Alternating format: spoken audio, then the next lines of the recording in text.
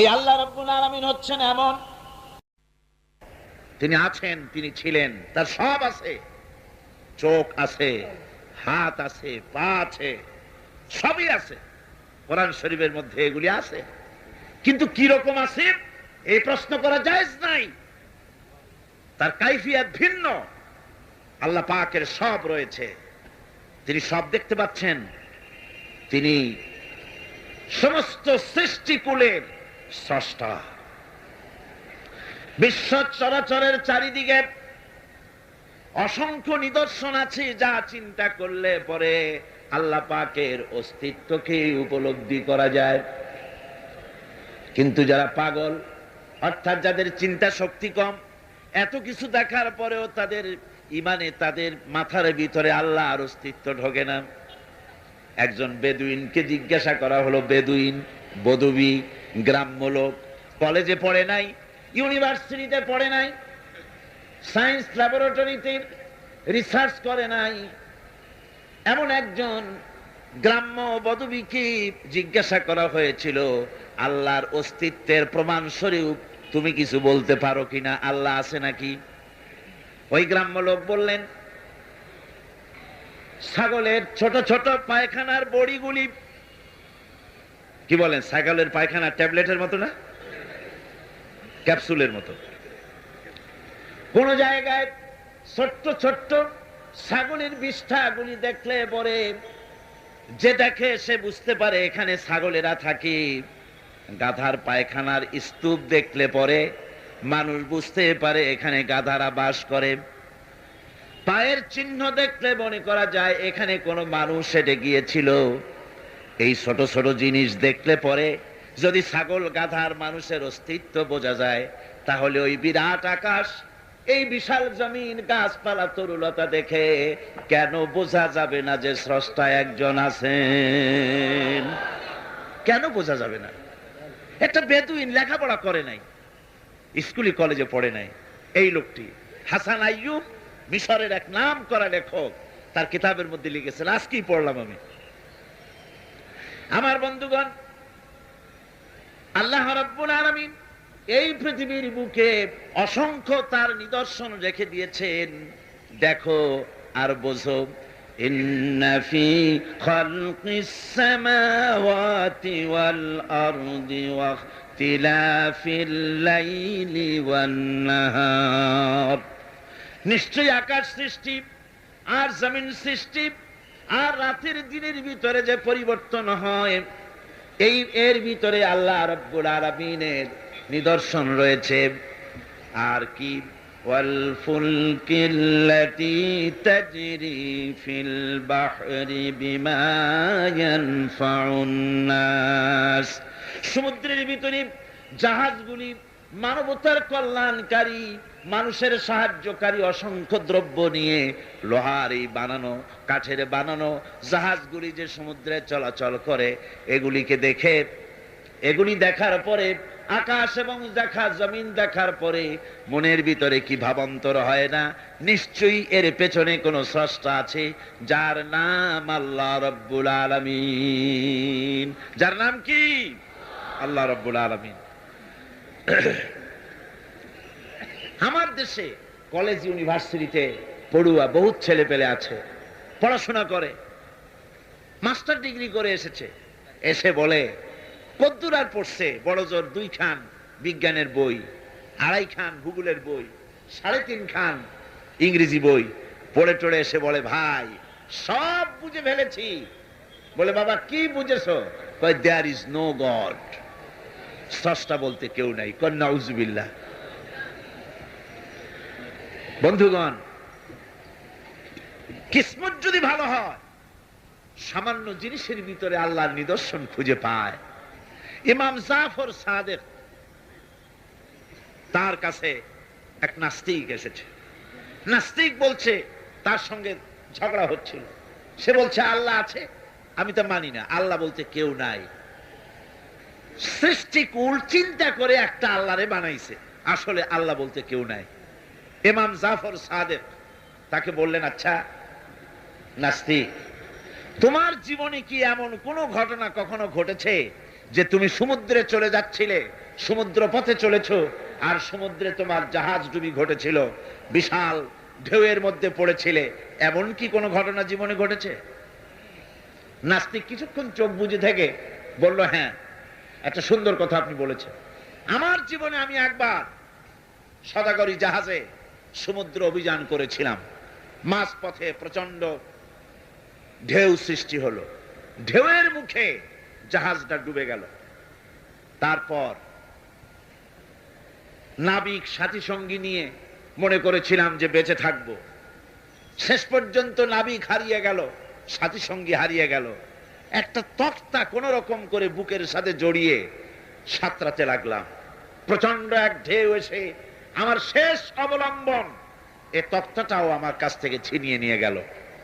এরপরে কোন ক্রমে বেঁচে গেলাম। ইমাম জাফর সাদেক তখন তাকে জিজ্ঞেস করলেন, আচ্ছা সত্যি করে বলো, বুকে হাত দিয়া, যখন তোমার জাহাজটা ডুবে গেল সমুদ্রের ভেতরে, নাবিক হারিয়ে গেল, সাথী সঙ্গী হারিয়ে গেল, শেষ অবলম্বন তক্তাটাও যখন হারায় গেল, তখন তোমার মন কার কাছে সাহায্য চেয়েছিল বলো তো? নাস্তিক এবার কিছুক্ষণ নীরব হয়ে গেল। নাস্তিক এবার বলছি, সত্য করে বলতেছি, যখন আমার কাছে আর কিছুই অবলম্বন ছিল না, বাঁচার কোনো পথ ছিল না, জীবনের মধ্যে একটা বার সেই মুহূর্তে আমার মুখ থেকে নিজের অজান্তে বেরিয়ে গেল, আল্লাহ আমারে বাঁচাও। এই যে বললাম, সঙ্গে সঙ্গে এক তুফান প্রচন্ড আঘাত দিয়ে আমাকে ছিটকে দিয়ে তীরে আমাকে নিক্ষেপ করে দিল। ইমাম জাফর বললেন, নাস্তিক রে, জাহাজ ডুবে গেল, নাবিক হারায় গেল, তক্তা হারায় গেল, যাকে জীবনে একবার ডাক দেওয়ার পর অত বড় বিপদ থেকে বাঁচায় দিল তোমার এই অদৃশ্য থেকে সাহায্য করে, সেই আল্লাহরে কেমনে ভুলে গেলে? কিভাবে তাকে তুমি অস্বীকার করলে? নাস্তিকের চোখ থেকে পানি বেরিয়ে গেল। নাস্তিক বলল, ইমাম, আমি ভুল করেছি, আমি আমার জীবনের সাথে প্রতারণা করেছি, আমি হাত বাড়ায় দিলাম, আমার ইমানের কলেমা পড়াইয়া দেন। নাস্তিক পড়ে নিল, লা ইলাহা ইল্লাল্লাহু মুহাম্মাদুর রাসূলুল্লাহ। জোরে সোরে পড়েন, লা ইলাহা ইল্লাল্লাহ, লা ইলাহা, মুহাম্মাদের সাথে পড়েন, লা ইলাহা, তাড়াতাড়ি, লা ইলাহা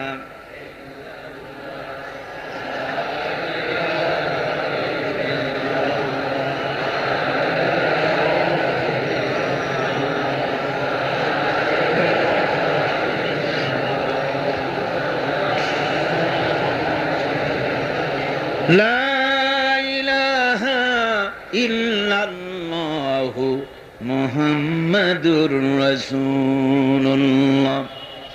আমার ভাইয়েরা, আল্লাহ পাকের পরিচয় দিতে গিয়ে কোরআন আবার বলে, আফালাম ইয়ানজুরু ইলাস সামাই ফাওকাহুম কাইফা বানাইনাহা ওয়া যায়্যানাহা ওয়া মা লাহা মিন ফুরুজ। তারা কি কখনো নিজেদের উপরে অধিষ্ঠিত, নিজেদের উপরে অবস্থিত ওই বিশাল আকাশের দিকে কি তাকায় দেখে না? কিভাবে আকাশটা আমি বানালাম, আর কি সুন্দর করে আকাশটারে আমি সাজায় দিলাম, এটা কি তারা দেখে না? যার ভিতরে কোনো ফাঁকা নাই, এত সুন্দর করে আকাশটারে বানালাম, ওই আকাশের দিকে কি তাকায় না? আকাশ নিয়ে কি চিন্তা ভাবনা গবেষণা করে না? আমার ভাইয়েরা, বহু লোক এমন আছে ওই আকাশের দিকে তাকায়। বিজ্ঞানীদের মধ্যেও এমন আছে, কেউ কেউ বলে আকাশ বলতে কোনো জিনিস নাই, অনেক দূর, তাই নীলা নীলা দেখা যায়, আকাশ বলে কোনো জিনিস নাই। নাউজুবিল্লাহ, বহুত দূরে, সেই জন্য ওইরকম দেখা যায়, আসলে কিছু নাই। আর সত্যিকারের বড় বড় বিজ্ঞানী যারা, তারা আকাশের অস্তিত্ব সম্পর্কে চিন্তা ভাবনা করে, তাদের চিন্তা এবং গবেষণায় এই জিনিস ধরা পড়ে যে নিঃসন্দেহে আকাশ বলে কিছু আছে। মহাশূন্য যারা গবেষণা করছে, চিন্তায় তারা হয়রান হয়ে যাচ্ছে, বিস্ময় হতবাক হচ্ছে। আল্লাহ পাক বলছেন ওয়ামা লাহা মিন ফুরুজ, এর ভেতরে কোনো ফাটল নাই। আকাশ থেকে নিয়ে জমিন পর্যন্ত এই বিশাল মহাশূন্য, মহাশূন্য যারা গবেষণা করছে। আমেরিকায় এবার আমার অনেক লম্বা সফর ছিল, 11টা স্টেট সফর করলাম। তার ভিতরে হিউস্টন, যেখানে হচ্ছে মহাশূন্য গবেষণাগার এর প্রধান কেন্দ্র, হেড অফিস, অন্তত 3-4 দিন সময় হলে ভালো করে দেখা যায়। এত বড় বিশাল এরিয়া। আমার হাতে সময় ছিল 5 ঘন্টা। এই 5 ঘন্টায় যতদূর সম্ভব আমি দেখলাম, বিজ্ঞানীদের সঙ্গে যারা রিসার্চ করছে তাদের সঙ্গে আলোচনা করলাম। তারা বললেন মহাশূন্য যতই দেখছি ততই বিস্ময়, হতবাক, বিমুখ হয়ে যাচ্ছে।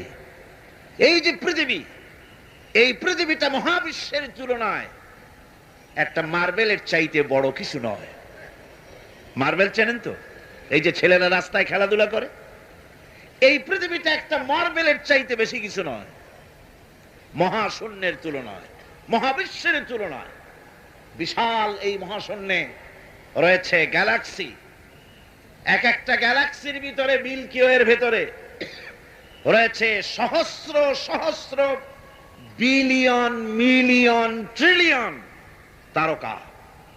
যেসব তারকা এত এত বড়, বিজ্ঞানীরা বলেছেন সূর্য তো পৃথিবীর চাইতে 13 লক্ষ গুণ বড়, কিন্তু এই রকম 1 থেকে 1.5 কোটি সূর্য খাইয়া হজম করে ফেলাতে পারে এরকম হাজারো তারকা মিল্কি ওয়ের মধ্যে আল্লাহ তৈরি করে রেখে দিয়েছেন। সুবহানাল্লাহি বিহামদিহি। এই মহাশূন্যের ভেতরে আল্লাহ পাক যে কত কিছু সৃষ্টি করে রেখেছেন, মানুষ ক্রমান্বয়ে তা দেখছে এবং অবাক হয়ে যাচ্ছে। বিজ্ঞানীরা চাঁদে গিয়েছেন, সেই চাঁদের থেকে মাটি আহরণ করে নিয়ে এসেছেন। সেই মাটি যেখানে রেখেছে সেখানে লেখা আছে টাচ মুন, চাঁদের মাটি স্পর্শ করো। আমি একটু হাত দিলাম, আমার কাছে মজাই লাগলো যে মরতে বসে আমি মহাশূন্যের চাঁদের মাটিতে হাত দিয়ে দেখলাম, ভালোই লাগলো। নীল আর্মস্ট্রং যে গাড়িটা নিয়ে চাঁদের উপরে ঘুরেছিলেন, সে গাড়িটাও সেখানে সংরক্ষিত রয়েছে। মাটির ভিতর থেকে সব রকমের খনিজ পদার্থগুলি আলাদা করে চাঁদের সলিড মাটি যেটা, সেই মাটিটা তারা গ্লাস দিয়ে বড় রকমের বক্স তৈরি করে ওর মধ্যে চাঁদের এনভায়রনমেন্ট, চাঁদের পরিবেশ তৈরি করে ওর ভিতরে টমেটো গাছ, ভুট্টা গাছ, ধানের গাছ লাগিয়েছে। আমি দেখে এসেছি গাছগুলির চারা এত বড় হয়েছে। ওরা এক্সপেরিমেন্ট করছে যে চাঁদের মধ্যে টমেটো চাষ করা যায় নাকি। আসলে এটা তো সম্ভব নয়, তবে চাঁদে যে মাটি আছে বিজ্ঞানীরা তা প্রমাণ করছেন। আর বিজ্ঞানীরা যত বেশি মহাশূন্য নিয়ে চিন্তা ভাবনা করছে ততই আকৃষ্ট হয়ে পড়ছে যে নিঃসন্দেহে কেউ আছেন, নইলে এই শৃঙ্খলাপূর্ণ অবস্থা চলতে পারে না। আল্লাহ রাব্বুল আলামিন বলেন তিনি যে আছেন তার জাত, তার অস্তিত্বের প্রমাণ দিতে গিয়ে কোরআন বলে ওয়াল আরদা মাদাদনাহা ওয়া আলকাইনা ফিহা রাওয়াসিয়া ওয়া আমবাতনা ফিহা মিন কুল্লি যাওজিন বাহিজ। আল্লাহ রাব্বুল আলামিন বলেন আমি জমিনকে বিছায় দিয়েছি আর এর উপরে পাহাড় বিন্যস্ত করে দিয়েছি। জমিনটারে বিছায় দিলাম, জমিনটারে গালিচা বানায় দিয়েছি, জমিন বানায় তাতে আবার ঘাস বানায়েছি, সুন্দর করে গালিচার মতো কার্পেটের মতো সবুজ শ্যামল করে দিয়েছি। এরপরে এর উপরে পাহাড়গুলি দিয়া দিলাম, পাহাড় দিয়া জমিনকে টাইট করে দিলাম।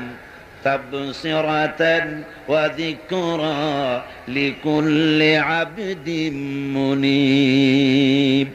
এর ভেতরে চক্ষু উন্মোচনকারী আর উপদেশ, অতীব শিক্ষাপ্রদ অনেক কিছুই রয়েছে ওই সমস্ত মানুষের জন্য যারা আমার কাছে সত্যের দিকে যারা প্রত্যাবর্তন করতে চায়, যারা আমার দিকে ফিরে আসতে চায়, তাদের অনেক নিদর্শন এই পৃথিবীর ভিতরে আমি রেখে দিয়েছি। জোরে বলেন সুবহানাল্লাহ। আল্লাহ পাক বলেন, দেখো এর প্রত্যেকটি জিনিস, প্রত্যেকটি পাতা, প্রত্যেকটি তৃণ, যা কিছু দেখতে পাও সব আল্লাহর সাক্ষী দিচ্ছে আল্লাহ আছেন। আল্লাহ পাক বলেন, একটু তাকাও উপরের দিকে। আওয়ালাম ইয়ারাও ইলা তায়রি ফাওকাহুম সাফাতিন ওয়া ইয়াকবিদনা মা ইউমসিকুহুন্না ইল্লার রহমান। দেখে নাকি তারা পাখিটি কেমন, লোক মেলি দুটি লঘু ডানা, উড়িয়া বেড়ায় শূন্যের পরে, নাহি তার কোনো মানা। আবার সে কবু ডানা গুটাইয়া চলে, কিন্তু পড়ে না তবু, বলো কে বা তারে শূন্যে রাখিছে ভিন্ন সে এক প্রভু। লক্ষ্য করে দেখো না যে আকাশে মহাশূন্যে পাখিগুলি ওড়ে। একটু দেখো, মানুষ তো খায় জন্মের খাওয়া, শুধু খায়, চিন্তা ভাবনা করে না। একটু চিন্তা ভাবনা করো, একটু গবেষণা করো। পাখিগুলি উঠতে থাকে, উড়বার সময় ডানা এভাবে দোলায়, ঠিক না? আল্লাহ বলেন, দেখো ডানা এভাবে দোলায়। আবার কোন সময় ডানা মোটি দোলায় না, দুটি ডানা বডির সাথে লাগায় দিয়া সাঁ করে উড়ে যায়। আবার ডানা দোলায়, ডানা বন্ধ করে না, দোলায়ও না, দুটি ডানা প্লেনের ডানার মতো করে দিয়ে শূন্যের পরে উড়ে বেড়ায়। ডানা বন্ধ করে দিল, ঝোলানো বন্ধ করলো, অথচ আকাশ থেকে পড়ে গেল না পাখি। শূন্যের পরে কে রেখে দিয়েছে? আল্লাহ ছাড়া। জোরে কোন কে দিয়েছে? কে রাখলো? এই শীতের দিনে আমাদের দেশে অতিথি পাখিরা আসে, সাইবেরিয়ান দ্বীপপুঞ্জ থেকে আসে। একটু মাথা খাটা, কপাল ভালো হয়ে যাবে, কিসমত খুলে যাবে। কোথায়? সাইবেরিয়া দ্বীপপুঞ্জ থেকে। সেইখান থেকে যখন এই শীতের মৌসুমে আমাদের দেশে, চট্টগ্রামে এখন তো শীত নাই বললেই চলে, আর রংপুরে মানুষ শীতে পর্যন্ত 4-5 জন মরা সারা, এত তীব্র শীত। রাশিয়া, ইউরোপ, আমেরিকায় কি শীত আপনারা তো চিন্তা করতে পারবেন না। যারা ওই দেশে থাকে তারা টের পায় শীত কত প্রকার এবং কি কি। গত বছর নিউ ইয়র্কে শতাব্দীর সবচাইতে বড় শীত পড়েছিল, -24, কোন কোন জায়গায় -40 পর্যন্ত। স্যাপ ফেলে ফেরা যায় না, বরফ হয়ে যায়। এক মা ডেলিভারি করেছে, ডেলিভারির সাথে সাথে বাচ্চা ফ্রিজ হয়ে গিয়েছে, বরফ হয়ে গিয়েছে। এই প্রচন্ড ঠান্ডা যখন শুরু হয়, স্নো পড়ে, বরফ পড়তে থাকে, বরফ পড়বে, প্রচন্ড ঠান্ডা আসবে। টেলিভিশন এবং রেডিওতে পাখিদেরকে কেউ শোনায় না, ওরা বুঝতে পারে ঠান্ডা আসতেছে। ওই ঠান্ডা আসার পূর্বক্ষণে ঝাঁকে ঝাঁকে, লাখে লাখে, কোটি কোটি পাখি একসঙ্গে ওড়া আরম্ভ করে দেয়। জাহাজগুলি চলে সমুদ্রের ভিতরে, নাবিকদের সঙ্গে আলোচনা করবেন, মেরিন বায়োলজি যারা পড়েছে তাদের সঙ্গে আলোচনা করবেন। সমুদ্রের ভিতরে দিনের বেলায় তারা সূর্য দেখে পথ চালায়, দিক নির্ণয় করে। রাতের আধারে সমুদ্রের ভিতরে নাবিক যেন হারায় না যায়, সেজন্য আল্লাহ পাক বলেন, আকাশে তারকা খচিত করে রেখেছি, তারকা দেখে দেখে নাবিকেরা পথ চালায়। পথে কোনো বিপদ আছে নাকি? চুম্বকের পাহাড় আছে নাকি? সাইক্লোন এরিয়ার ভিতরে পড়ে যায় নাকি? সেজন্য রয়েছে রাডার, এগুলি দেখে দেখে পথ নির্ণয় করে। এবার আপনারা আমাকে জবাব দেন, হাজার হাজার মাইল দূর থেকে পাখিরা পাড়ি দিয়া বাংলাদেশে আসে, সিলেটে আসে, দিনাজপুরে আসে। এই যে দূর দূরান্ত থেকে হাজার হাজার মাইল দূর থেকে পাখিরা এলো, তার নেভিগেশন কে করে দিল? রাডার কে করে দিল? কে তার পথের দিশা দিল? এ পথে গেলে বাংলাদেশ পাবি। সুবহানাল্লাহ, জোরে বলেন সুবহানাল্লাহ। কে তিনি? আমার আল্লাহ। জোরে বলেন আল্লাহ। সুবহানাল্লাহ। আল্লাহ তোমার জন্য মহব্বত করতে পারি তৌফিক দাও, তোমার জন্য যেন বাঁচতে পারি তৌফিক দাও, তোমার নামের উপরে যেন মরতে পারি তৌফিক দাও, জান্নাতে তোমার যেন দেখতে পারি তৌফিক দাও। এসব অসংখ্য নিদর্শন দেখে যারা বুদ্ধিমান, যারা জ্ঞানবান, যাদের মাথার ভিতরে কিছু আছে, তারা বোঝে নিঃসন্দেহে একজন আছেন, তিনি আর কেউ নাম, তার নাম হচ্ছে আল্লাহ রব্বুল আলামিন। এবার আল্লাহ পাক বলেন, তাকাও আমার সৃষ্টি ভালো করে দেখো। আল্লাযী খালাকা সাবআ সামাওয়াতিন তিবাকা মা তারা ফি খালকির রাহমানি মিন তাফাউত ফারজি'ল বাসারা হাল তারা মিন ফুতুর। ক্ষমাশীল তিনি, সপ্ত আকাশ রচিলেন থরে থরে, কোন ত্রুটি হেরিবে না তার পূর্ণ সৃজন পরে। আল্লাহ পাকের ওই আকাশের দিকে তাকাও, জমিনের দিকে তাকাও। আল্লাহ বলেন বারবার দেখো, বারবার তাকাও, দেখো আমার সৃষ্টির ভিতরে কোনো ভুল আছে নাকি, আমার সৃষ্টির ভিতরে কোনো খুঁত আছে নাকি, কোনো রং আছে নাকি, কোনো অসুবিধা আছে নাকি, ভালোভাবে তাকাও, আবারও তাকাও। সুম্মা রজি'ল বাসারা কাররাতাইনি ইয়ানকালিব ইলাইকাল বাসারু খাসিআন ওয়া হুয়া হাসির। আল্লাহ পাক বলেন দেখতে দেখতে তোমার চক্ষু ফিরে আসবে তোমার কাছে। চাহো তুমি তার সৃষ্টি পানে, দেখো কিছু ভুল চুক, ফিরাও তোমার নয়নখানি, ফিরাও তোমার মুখ। অক্ষমহীন দৃষ্টি তোমার সৃষ্টিতে পাবে ফাঁকি, ফিরাও তোমার নয়নখানি, ফিরাও কাঙ্গালাখি। তাকাতে তাকাতে চোখ আজিজ হয়ে, দুর্বল হয়ে তোমার দিকেই ফিরে আসবে। আমার সৃষ্টির ভিতরে কোনো ভুল দেখতে পাবে না। সুবহানাল্লাহ কর, সুবহানাল্লাহ কইতে ইচ্ছা করে না মিয়া ভাইরা আমার। আল্লাহ পাক বলেন এইভাবে করে আমি আকাশকে থরে থরে সাজায় দিলাম, জমিনটাকে সুন্দর করে দিলাম, আর এই জমিনে ফসলের ব্যবস্থা করে দিলাম।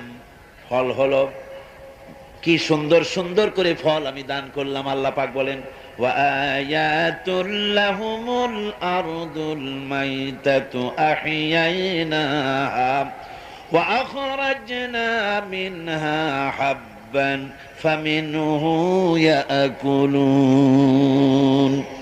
আমার নিদর্শনের ভিতরে এগুলিও নিদর্শন।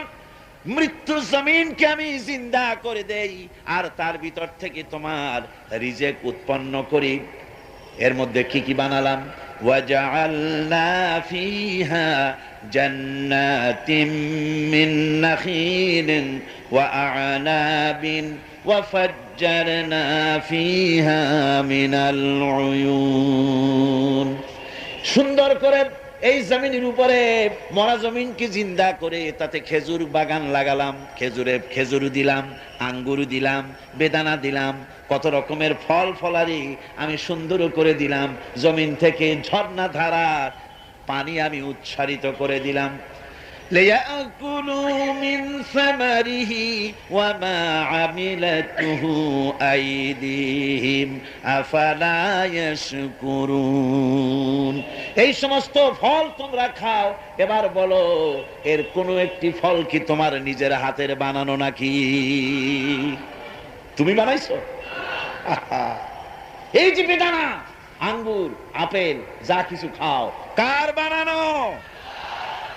আফালা তাশকুরুন। এগুলো খাও, শুকর আদায় করো না। এগুলা খায় বান্দা ছাগলের মতো চাবায়, শুকর আদায় করে না। বাম হাত দিয়ে খায়, তাও ডান হাত দিয়েও খায় না।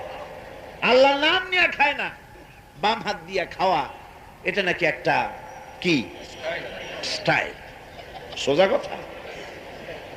আর হুজুর বলেছেন বাম হাতে খায় শয়তানে। বাম হাতে কে খায়? চিল্লা এখন, বাম হাতে কে খায়? শয়তান। বাম হাতে আল্লাহর বানানো জিনিসগুলো খায়। সিগারেট গুলা দেখছি দাঁড়ায় দাঁড়ায়, বা যখন গাড়িতে চলি দেখি নজরে পড়ে সিগারেটটা ধরাইয়া মুখে ধরে টান দিয়া তারপরে উপরের দিকে ফু ছাড়িয়া দিয়ে তাকায় থাকে, ফু গেল কদ্দুর। হায় রে কপাল পোড়া মুসলমান। আল্লাহ রাব্বুল আলামিন বলেন, এত সব অসংখ্য নিদর্শন আমি দিলাম, এই নিদর্শনাবলীর ভিতর থেকে আমারে খুঁজে বের করো, আমারে সেজদা দাও, শুকর আদায় করো, দাম চাই না, পয়সা চাই না, শুকর আদায় করো, মাঝে মধ্যে খাও আর বলো আলহামদুলিল্লাহ। পড়েন সবাই, আলহামদুলিল্লাহি রাব্বিল আলামিন। আল্লাহর প্রশংসা করো। এই যে শীতের দিন বাড়িতে পায়াস বানায় খাও, চট্টগ্রামে খায় না বুঝি? এটার কি পায়াস বলে না কি বলে? কি বলে? ওই যে রস দিয়া চাউল দিয়ে বানায় পায়েস বলে। হ্যাঁ, সুপ পিঠা, শীত পিঠা। না না, পিঠা আর পায়েস তো ভিন্ন জিনিস। আচ্ছা বানান, আপনারা যেরকম খুশি খান। এই যে পিঠাগুলি বানাচ্ছেন, পায়েস বানাচ্ছেন, খেজুর গাছ রস দেয়। রস দেয় কোথায়? গোড়ায়, গোড়ায় না আগায়? আগায়। মাথা কাটায় চিন্তা করুন, যে খেজুর গাছের মাথা কাটলে পরে ফোঁটা ফোঁটা পানি পড়ে কলসি ভিজে যায়, ভরে যায়, সকাল বেলায় গ্লাস গ্লাস ঠান্ডার মধ্যে এই শরবতগুলি আল্লাহর বানানো, এই শরবত গিলে গিলে খায়, মিষ্টি পানি মাথায় পাওয়া যায়। যে খেজুর গাছের মাথায় এই মিষ্টি পানি পাওয়া গেল, ওই খেজুর গাছের গোড়া খুঁজতে খুঁজতে 3 মাইল নিচেও যদি যান, মাথা কাটলে যেমন রস পাওয়া যায়, 3 মাইল নিচে গেলে ওই রকম রস পাওয়া যায় নাকি? পাশে তেঁতুল গাছ, পাশে নিম গাছ, নিম গাছে তিতা ফল দিল, আরেকটা গাছে কষ ফল দিল, আর পাশে খেজুর গাছ মিষ্টি পানি আল্লাহ বানায়া দিলেন। আবার নারকেল গাছ বানায় দিলেন। নারকেল গাছের 30 হাতের মাথায় ডাবের ভিতরে আল্লাহ মিশ্রি বিজন শরবত বানায় দিলেন। বান্দারে, খালি শরবত খাইয়া পেট ভরবে না, এই জন্য ডাবের ভিতরে তোর জন্য হালুয়া রুটিও বানায়া রাখছি। এরপরেও যদি বলে আল্লাহ নাই, আহা, এরে বুঝাবার কোন উপায় নাই। আল্লাহ হেদায়েত করুন, কোন আমিন। মহান আল্লাহ রাব্বুল আলামিন বলে, বান্দারে, দুগ্ধ পোষ্য, দুধ প্রদানকারী, দুগ্ধ দানকারী চতুষ্পদ জন্তুর ভিতরে আমি আল্লাহ রাব্বুল আলামিনের নিদর্শন আছে, উপদেশ আছে তোদের জন্য। ওয়া ইন্না লাকুম ফিল আনআমি লাইবরা نسقيكم مما في بطونه من بين فرث ودم لبنا خالصا سائغا للشاربين। চতুষ্পদ জন্তুর ভিতরে আমি আল্লাহর নিদর্শন আছে, তোমার শিক্ষা আছে। চতুষ্পদ জন্তুর দিকে তাকাও। তোমার বাড়ির গাভী আর তোমার বাড়ির ছাগলে খায় কি? ভুসি খাইলো, তিসি খাইলো, আর জমিনের ঘাস খেলো। এগুলি খাওয়ার পর শরীরের ভিতরে এই খাদ্য দিয়ে রক্ত হয়, পায়খানা হয়, পেশাব হয়, আর পাশাপাশি রাস্তা দিয়া এমন সুন্দর শুভ্র স্বচ্ছ এবং পানকারীদের জন্য সুস্বাদু দুধ, পেশাব পায়খানা যেখান থেকে বেরোয় তার পাশে থেকে আমি তোমার জন্য সুস্বাদু দুধ বের করে দেই। এগুলো দেখো কি বোঝো না যে নিশ্চয়ই কেউ একজন আছে? কাগজ যে মিলে তৈরি হয়, চট্টগ্রাম কর্ণফুলী আছে না, চন্দ্রকোনা পেপার মিল আছে। বাংলাদেশের কাম তো সারছে, কাগজের কাজ শেষ। এখন কাগজ ভারত থেকে আমদানি করা ছাড়া উপায় নাই, ঠিক কিনা কন? এই সংকট আমার দেশে কোন কারণে নিউজ প্রিন্ট তৈরি হয় না? কোন কারণে হোয়াইট প্রিন্ট নিউজ প্রিন্টের দাম বাড়লো? কাগজ তো তৈরি হয় মন্ড দিয়ে, কাঠ দিয়ে, ঠিক কিনা কন? সেই কাঠের মন্ড, বাঁশ, এগুলি কি কমে গেছে? কমেনি। বরং আজকে যে কাগজের সংকট সৃষ্টি হয়েছে, আমি বলবো কৃত্রিম সংকট, এবং এ সংকট হয়েছে ভারতের দালালি করতে গিয়ে এই সংকট হয়েছে।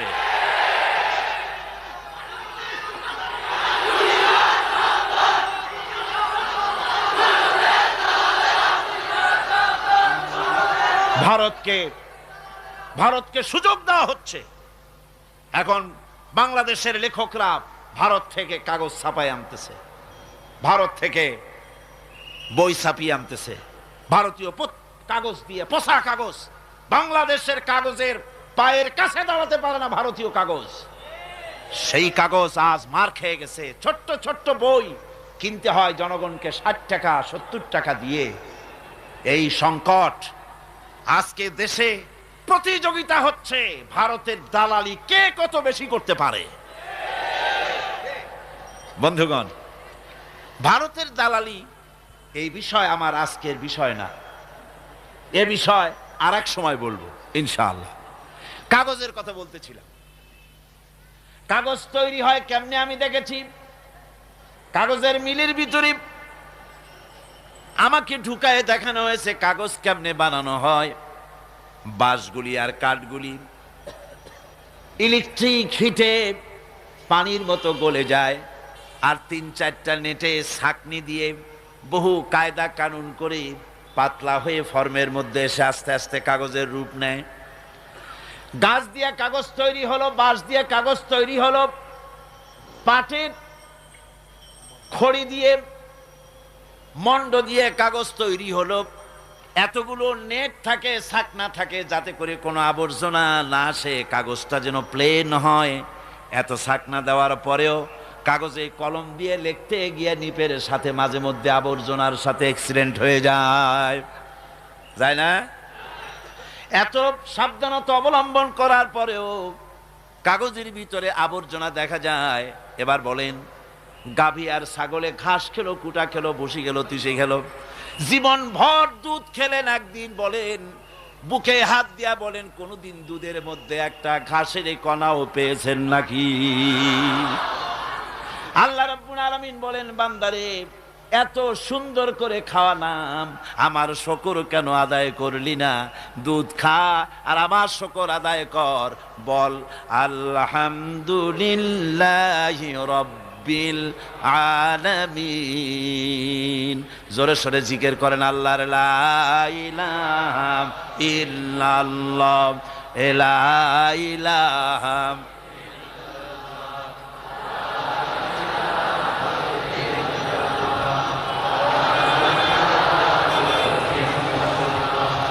লা ইলাহা ইল্লাল্লাহু মুহাম্মাদুর রাসূলুল্লাহ। আমার ভাইরা, আল্লাহ পাকের পরিচয় দিতে গিয়ে কোরআন বলছে, আমি আজকে ঈমানের পরিচয় আল্লাহর সাথে আপনাদের পরিচয় করাই দিতেছি। আমার কি ক্ষমতা পরিচয় করাবার? পরিচয় করাচ্ছি কোরআন দিয়ে। আল্লাহ নিজে তার নিজের পরিচয় দিচ্ছেন, কোন সুবহানাল্লাহ।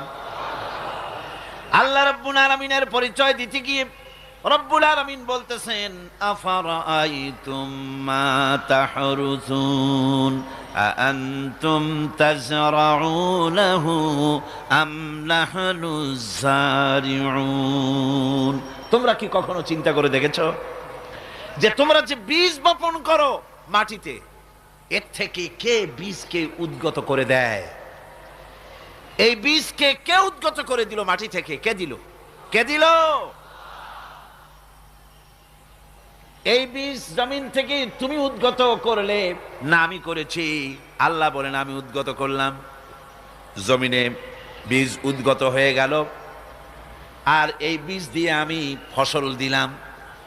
এখন যদি আমি ফসল না দেই, জমিনে ধানের গাছ হয়েছে, ভুট্টা হয়েছে, নানান রকমের ফসলের গাছ হলো, গাছ দেখে খুশি হয়েছ, মোষে তেল মাখা আরম্ভ করছো।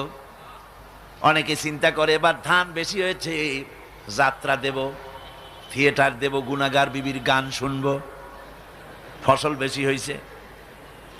আল্লাহ পাক বলেন, শোনো, লাউ নাশাউ লাজআলনাহু হুতামান ফাযালতুম তাফাক্কাহুন। আমি যদি ইচ্ছে করি এই ফসলকে আমি রব্বুল আলামিন বুশিতে পরিণত করে দিতে পারি, ফসলটা বুশি হয়ে যাবে, ধানে চাউল হবে না, সব তুষ হয়ে যাবে। পারে কিনা আল্লাহ? জোরে চিল্লায় বলেন পারবেন কিনা?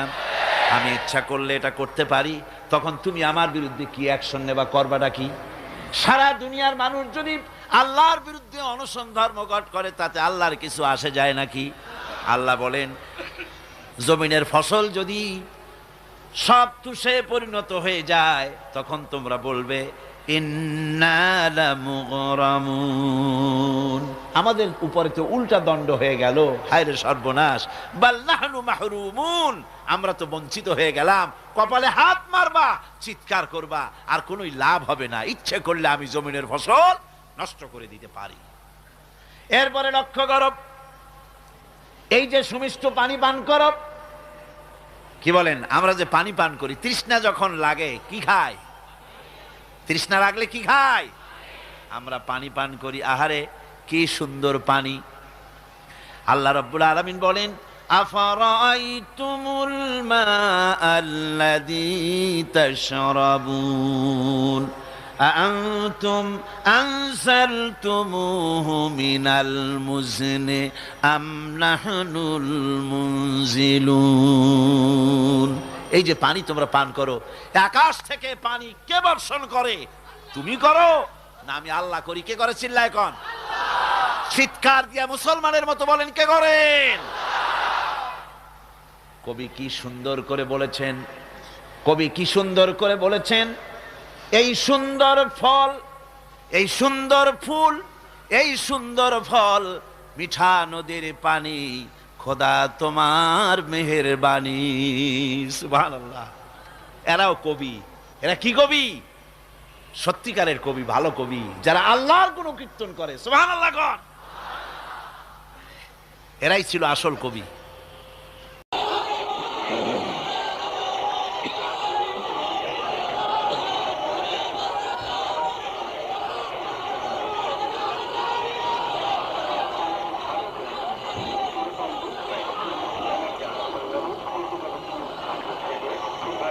نحمده ونستعينه ونستغفره ونعوذ بالله من شرور أنفسنا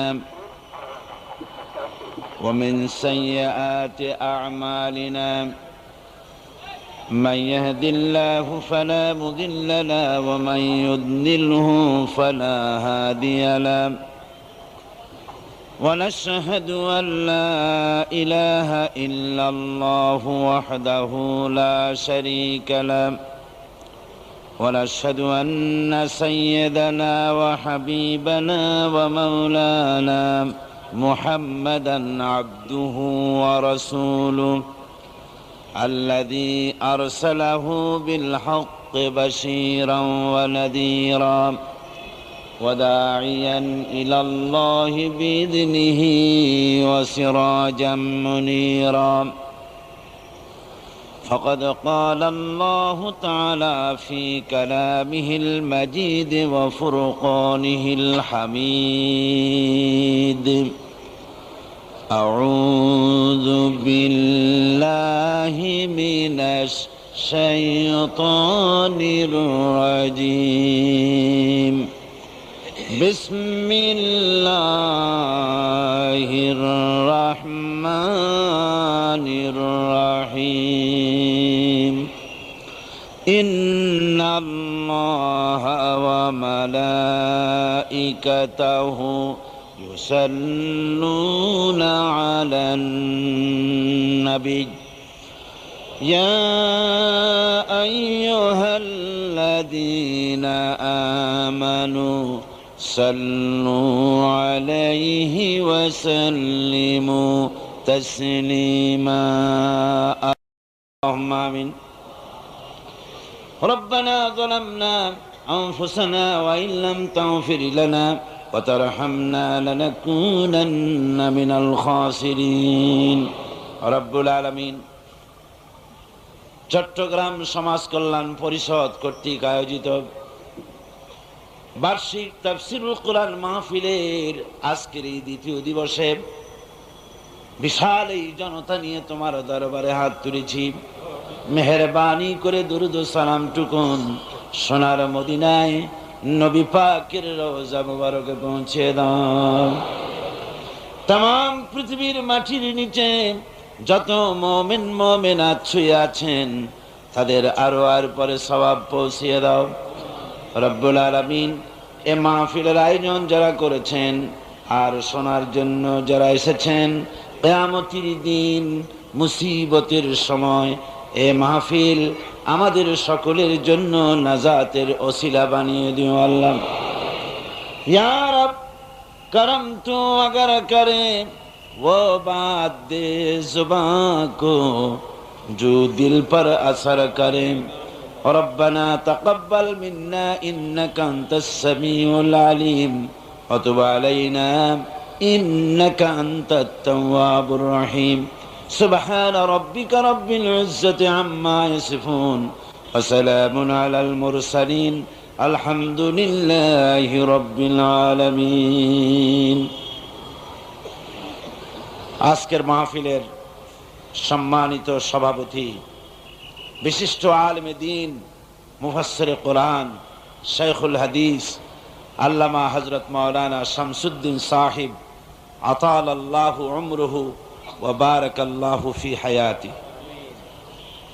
হাযরাত উলামায়ে কেরাম, সম্মানিত দেশ বিদেশ থেকে আগত ভাইয়েরা, পর্দার আড়ালের বোনেরা, প্রিয় সাংবাদিক বৃন্দ, আসসালামু আলাইকুম ওয়া রাহমাতুল্লাহি ওয়া বারাকাতুহু। আমরা মহান আল্লাহ সুবহানাহু ওয়া তাআলার দরবারে লাখো কোটি সজুদ পেশ করছি, শুকরিয়া আদায় করছি। যে মহান আল্লাহ তাবারক ওয়া তাআলা তার আখেরি কালাম, কালামে রব্বানি, বিশ্বের সর্বশ্রেষ্ঠ নিয়ামত কোরআনে কারীমকে জানার জন্য, বোঝার জন্য এ মাহফিলে আমাদেরকে শরীক হওয়ার তৌফিক দিলেন। আমরা মনিবের দরবারে শুকরিয়া আদায় করছি। আমরা সকলে পড়ছি আলহামদুলিল্লাহ। মোহব্বতের সাথে জোরে সোরে সবাই পড়েন আলহামদুলিল্লাহ। রব্বানা লাকাল হামদ হামদান কাসীরান তাইয়িবান মুবারাকান ফীহি। এই আল্লাহ পাকের দরবারে শুকরিয়া আদায় করতেই হয়, যিনি অত্যন্ত দয়া পরবশে তার কোরআন শোনার, বোঝার একটি সুন্দরতম পরিবেশ আমাদের দান করেছেন। কোরআন কারীমের থেকে শ্রেষ্ঠ নিয়ামত বিশ্ববাসীর কাছে আর কিছু হতে পারে না। কোরআন কারীম হচ্ছে মুসলমানদের, পৃথিবীর বুকে মুসলমানদের বেঁচে থাকার দলিল হচ্ছে কোরআন। কোরআন হচ্ছে গোটা বিশ্ববাসীর শান্তি, প্রগতি, স্বস্তি, রাজনৈতিক স্থিতিশীলতা, স্বাধীনতার গ্যারান্টি, ঈমানের গ্যারান্টি, জাহান্নাম থেকে মুক্তির গ্যারান্টি, পৃথিবীতে শান্তি, আখিরাতে মুক্তি, জীবনের সবকিছুর চাবিকাঠি, জীবনের সবকিছুর মূল মন্ত্র, জীবনের সবকিছুর উৎস এই কোরআনে হাকিম, যেটা আল্লাহ পাক আমাদেরকে দান করেছেন। এর তাফসীরের শেষ নাই, এর ব্যাখ্যার শেষ নাই, এর শোনারও কোনো শেষ নাই। যত শুনি ততই মজা লাগে। ছোট্ট বাচ্চাটি যখন তেলাওয়াত করছিল কিরকম লাগছিল বলেন? কেমন লাগছিল? সুবহানাল্লাহি বিহামদিহি। এটি যে আল্লাহর কালাম, তাকে যার বিবেক আছে তাকে কি বুঝিয়ে বলার কোনো প্রয়োজন আছে? এটা যে আল্লাহর কালাম, তার প্রতিটি অক্ষর, প্রতিটি শব্দ হৃদয়ের কন্দরে গ্রথিত হয়, কানে মধুর লাগে, কলিজা ঠান্ডা হয়, জীবন পথহারা মানুষ পথের দিশা পায়, মন চায় আরো শুনি, আরো শুনি, আরো শুনি, এর জন্য কোনো শেষ নাই। আপনারাই বলুন, পৃথিবীতে কত গান আপনারা শোনেন। গান প্রিয় মানুষ বহুত আছে। এমন অনেক মানুষ আছে বলে যে গান যদি নাই শুনলাম, গান যদি পৃথিবীতে না থাকে তাহলে বাঁচবো কি করে। এরকম মানুষও আছে, গানের এত প্রিয়। বুঝলাম আপনি খুব গান প্রিয় মানুষ। যে গানটি আপনার সবচেয়ে বেশি প্রিয়, সে গানটি 10 বার 20 বার কি তার থেকে বেশি আপনি শোনেন, আপনি গান। কিন্তু এরপরে আপনার এই গানটি আর শুনতে ইচ্ছে করবে? বলেন, ইচ্ছে করবে? করবে না। আপনার সবচেয়ে প্রিয় লেখক, যার লেখা বই আপনার বেশি ভালো লাগে, এ ধরনের কোন প্রিয় লেখকের বই 1 বার 2 বার 3 বার পড়েন একখানা বই, কিন্তু 5 বার 10 বার কি পড়তে ইচ্ছে করবে? মন চাইবে না। এবার ভেবে দেখুন, এই কোরআনে কারীম দীর্ঘ 1500 বছর ধরে মানুষেরা তেলাওয়াত করছে আর শুনছে, মন কি কখনো বিরক্তির উদ্রেক হয়েছে? কখনো হয়নি। মন চায় আরো শুনি, আরো শুনি। আর ব্যাখ্যারও কোনো শেষ নাই। কোরআনে কারীমের যত তাফসীর এ পর্যন্ত পৃথিবীতে এসেছে, প্রত্যেকটি তাফসীর যিনি লিখেছেন যে যুগে, সে যুগের চাহিদা ওই তাফসীরে পূরণ হয়েছে। পৃথিবী যত অগ্রগতি হবে, প্রগতির দুয়ার যত খুলে যাবে, বিজ্ঞানের নতুন নতুন আবিষ্কার এবং উদ্ভাবন দিয়ে বিশ্বকে যত চমৎকৃত করবে, কোরআনের তাফসীর আরো তত বেশি মানুষের কাছে হৃদয়ঙ্গম হতে সহজ হবে। কোরআন পুরানো হবে না, সব বাসি হবে। একটার পর একটা দর্শন বাসি হয়, বিজ্ঞান বাসি হয়, সাহিত্য বাসি হয়, কবিত্ব বাসি হয়। কোরআন এমন এক কিতাব যা কখনো বাসি হয় না, যা সব সময় চিরন্তন, শাশ্বত, চিন্ময়, অক্ষয়, অব্যয়, যা থাকবে ইলা ইয়াউমিল কিয়ামা। এমন এক নিয়ামত আল্লাহ আমাদের দান করেছেন।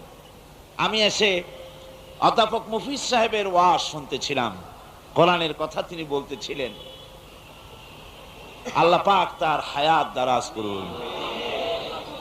তাকে যে মা পেটে ধরেছে, তাকে যে পিতা জন্ম দিয়েছে, সার্থক তাদের জীবন। ইংরেজি ভাষার অধ্যাপক, ইংরেজিতে পড়াশোনা করেছেন, ইংলিশের প্রফেসর।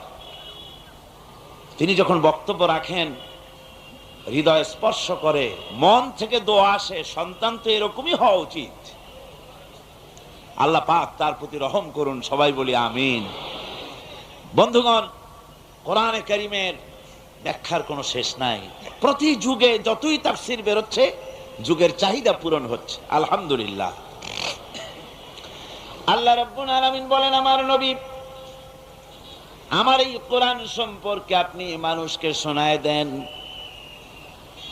قُلْ لَوْ كَانَ الْبَحْرُ مِدَادًا لِكَلِمَاتِ رَبِّي لَنَفِدَ الْبَحْرُ قَبْلَ أَن تَنفَدَ كَلِمَاتُ رَبِّي وَلَوْ جِئْنَا بِمِثْلِهِ مَدَدًا।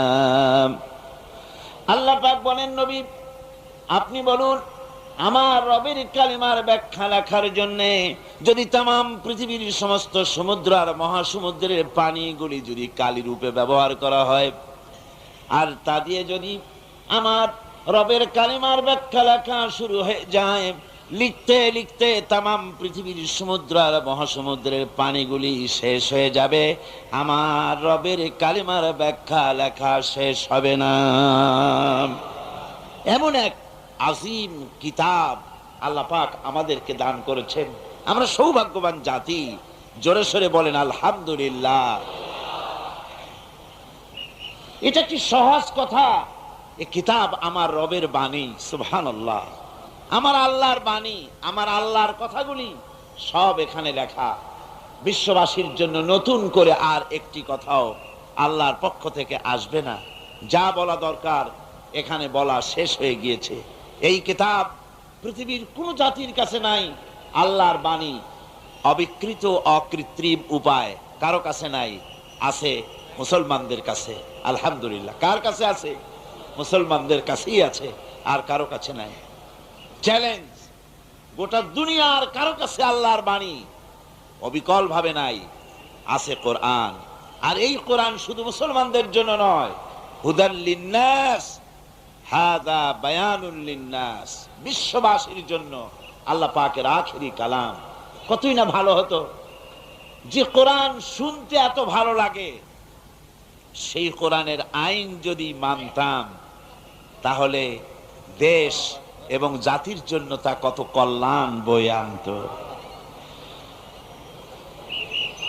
আমরা হতভাগ্য যে কোরআনের কাছে এখনো পৌঁছতে পারিনি, তার বাণীগুলি গ্রহণ করতে পারিনি। আজকে পৃথিবীতে, আমার দৃষ্টিতে পৃথিবীতে খাদ্যের অভাব নাই। আলহামদুলিল্লাহ, আল্লাহ পাক দুনিয়ার একটা বিরাট অংশ এ গোলামকে দেখার তৌফিক দিয়েছেন। বাংলাদেশ সহ পৃথিবীর কোথাও আসলে খাদ্যের অভাব, চিকিৎসার অভাব, শিক্ষার অভাব, বাসস্থানের অভাব যেটা বলা হয়, তা সব কৃত্রিম। আক্ষরিক অর্থে পৃথিবীতে কোনো জিনিসের অভাব নাই। যা আল্লাহ সৃষ্টি করেছেন তার প্রয়োজন মাফিক সব আল্লাহ দিয়ে দিয়েছেন। অভাব যে জিনিসটির, সেটা হলো চরিত্রের। পৃথিবীতে খাদ্যের দুর্ভিক্ষ নাই, দুর্ভিক্ষ হচ্ছে চরিত্রের। কিসের দুর্ভিক্ষ? সিল্লা এখন কিসের দুর্ভিক্ষ? চরিত্রের দুর্ভিক্ষই হলো আজকের বিশ্বের সবচাইতে বড় ক্রাইসিস।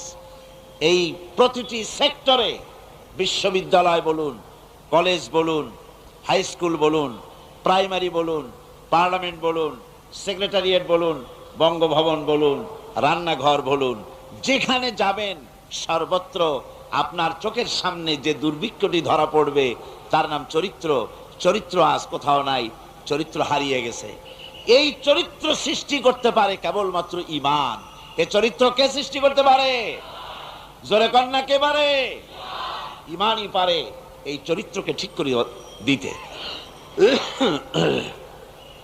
চরিত্র হচ্ছে, ঈমান হচ্ছে ফাউন্ডেশন। এই জন্য ঈমানের সাবজেক্টটা আমি ধরেছি এবার। আল্লাহ পাক যদি বলার তৌফিক দেন, ওমা তৌফিকি ইল্লা বিল্লাহ, সুবহানাকা লা ইলমা লানা ইল্লা মা আল্লামতানা। আল্লাহ যদি মেহেরবানি করে বলার তৌফিক দেন, আপনাদের সামনে আস্তে আস্তে করে আমি বলবো। একটু জোরে সোরে মহব্বতের সাথে দরুদ শরীফ পড়েন। সালাতুনিয়া রাসূলুল্লাহ, সালাতুনিয়া হাবিবাল্লাহ আলাইকুম, সালাতুনিয়া রাসূলুল্লাহ আলাইকুম, সালাতুনিয়া হাবিবাল্লাহ আলাইকুম। ভাইরা আমার, ঈমান হচ্ছে ফাউন্ডেশন, ভিত্তি। ভিত্তি যদি মজবুত হয়, আর এর উপরে যদি আপনি মাল্টি স্টোরেড বিল্ডিং করেন, 50 তলা, 20 তলা, 100 তলা, ফাউন্ডেশন মজবুত হলে বিল্ডিং টিকে থাকবে। ফাউন্ডেশন যদি দুর্বল হয় তাহলে বিল্ডিং টিকতে পারবে না। মানব জাতি তাদের ব্যক্তি, পরিবার, সমাজ এবং রাষ্ট্রকে যদি একটা ইমারত বলেন, একটা বিল্ডিং বলেন, তাহলে তার ফাউন্ডেশন হচ্ছে ঈমান। ঈমান যে জাতির বলিষ্ঠ, সমৃদ্ধ, ঈমান যে জাতির কোরআন ভিত্তিক, সেই জাতি পৃথিবীর মধ্যে সবচেয়ে বেশি শক্তিশালী জাতি। সে জাতি পৃথিবীর ভিতরে সমৃদ্ধ হতে পারে, দুনিয়াও শান্তি পেতে পারে, আখেরাতেও শান্তি পেতে পারে।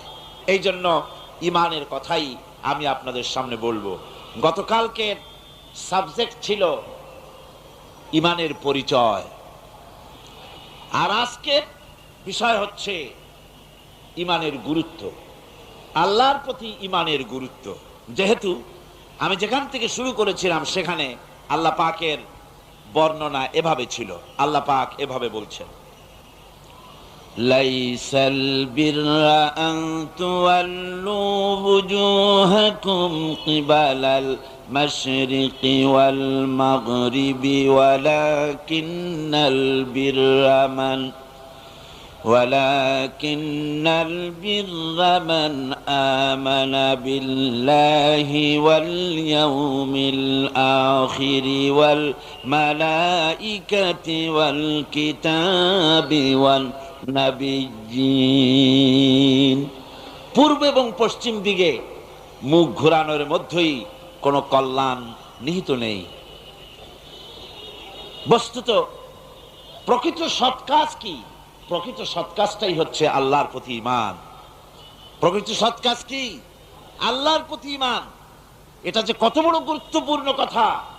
আপনি পূব দিকেই হোক আর পশ্চিম দিকেই হোক, যতই মুখ ঘুরান, যতই সেজদা দেন, যতই বিনয় প্রকাশ করেন, আল্লাহর প্রতি প্রকৃত ঈমান যদি আপনার তৈরি না হয়, তাহলে এই মুখ ঘোরানোর, এই সেজদা দেওয়ার মূল্যায়ন হবে না, গুরুত্ব বহন করবে না। এই জন্যে ইসলামের প্রত্যয় এবং আচরণের সামগ্রিক ব্যবস্থাপনায় প্রাথমিক মৌলিক যে জিনিসটি, সেটা হচ্ছে আল্লাহর প্রতি ঈমান। সেটা আল্লাহর প্রতি কি? ঈমান। আর এটা হলে ইসলামের প্রত্যেকটি ব্যাপারের উৎস এবং তার প্রত্যাবর্তন স্থল হচ্ছে আল্লাহ, আল্লাহর প্রতি ঈমান। যেমন ফেরেশতাদের উপর ঈমান কেন আনতে হবে?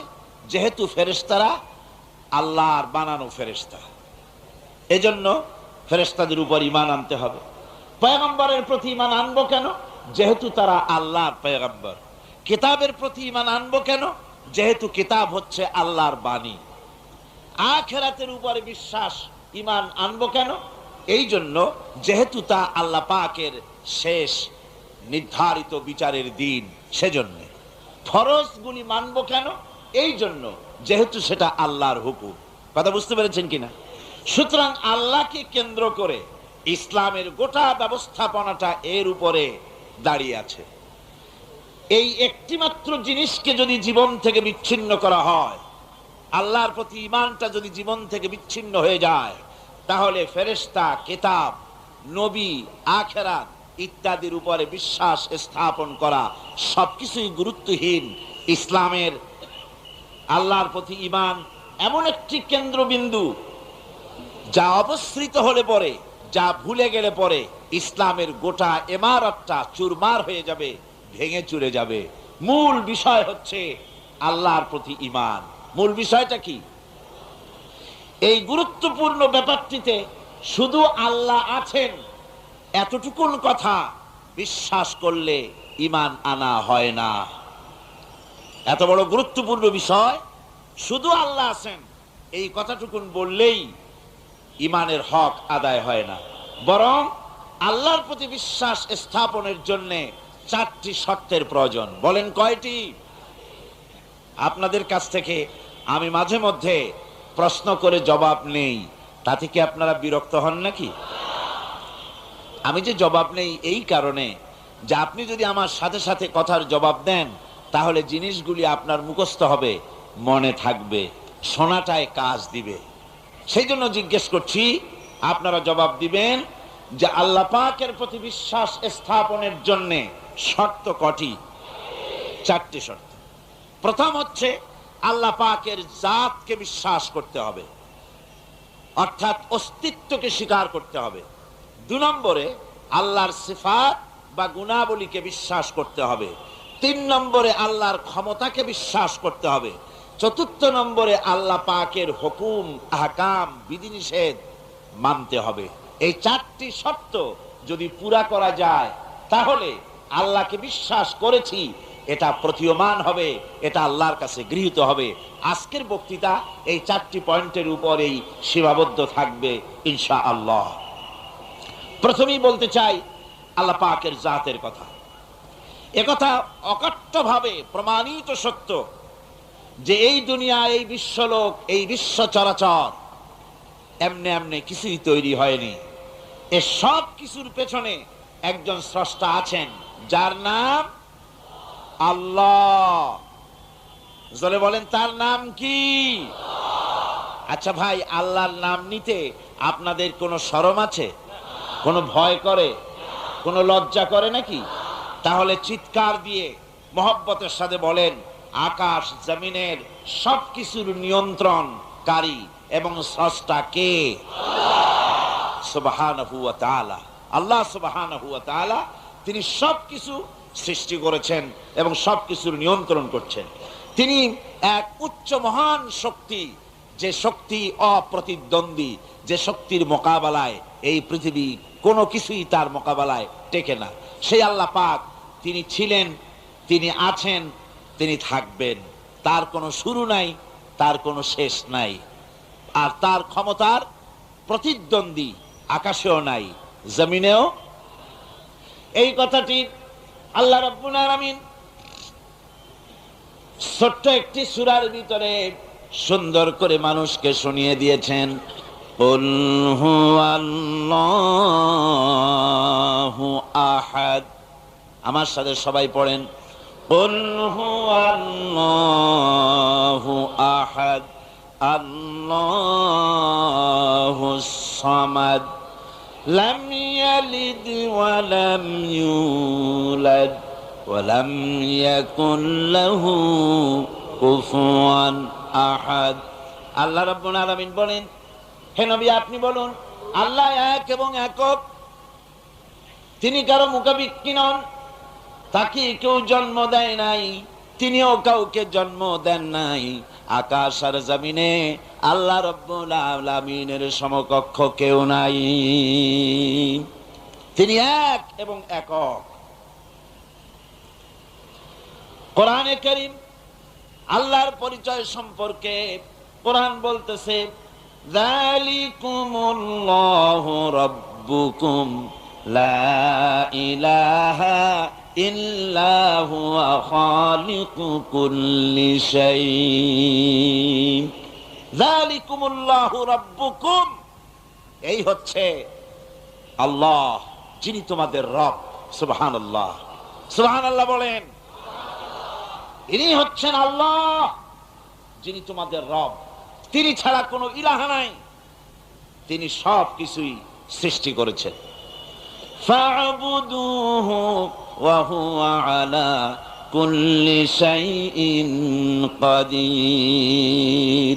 একমাত্র তারই আনুগত্য করো, তার সামনে মাথাটা নত করে দাও, তার আনুগত্য জীবনের সকল ক্ষেত্রেই করো। সমস্ত জিনিসের উপরে ক্ষমতাবান একমাত্র কে? আল্লাহ। কি মজার নাম, সুবহানাল্লাহ, কি মজার নাম। এত নাম শুনি দুনিয়ায়, আর পৃথিবীর অন্যান্য জাতিরা তাদের স্রষ্টাকে যে নামে ডাকে, ডাকুক্ষণ, আমাদের কোনো আপত্তি নাই, ওনারা ডাকুন।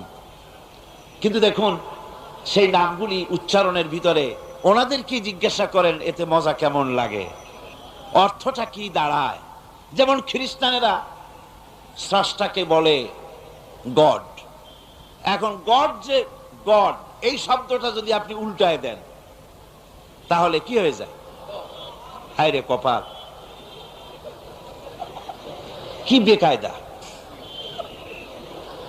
অন্যান্য জাতিদের কথা বললামই না, একটা কথাই বললাম, আমার আল্লাহ, সুবহানাল্লাহ, কি নাম, কি মজা। আল্লাহ আল্লাহ আল্লাহ, আল্লাহু আকবার, কি মজা।